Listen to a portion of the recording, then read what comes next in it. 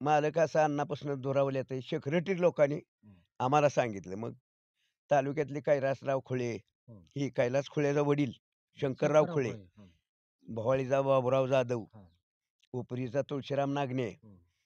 असं शिर सुस्त्याचा तुकाराम घाडगे, शिरधर रोंगे. हे असे हं, हां, खर्डीचा शिरधर रोंगे फेटेवाला. हां, अशी सगळी मंडळी एक ठिकाणी आम्ही असायचो. विरोध असायचा.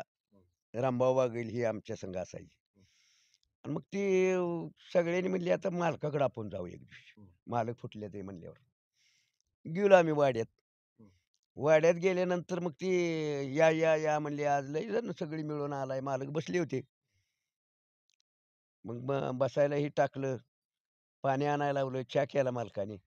"आज काय येण्याचं काय कळलंच नाही," म्हणली, "लई जण आला मिळून." हं, आ आम्ही सगळ्यांनीच विचार करूनच गेलो होतो ना. हं, हं, आम्ही म्हणलं, "सटवायला नाही बायको आणि म्हसोबाला सटवायला नाही नवरा आणि म्हसोबाला नाही बायको." हं. ह्या न्यायाने आम्ही बोललो. तुम्हाला नाही मग पब्लिक आणि आम्हाला नाही नेता. आम्हाला नेताच नव्हता. हां, हां.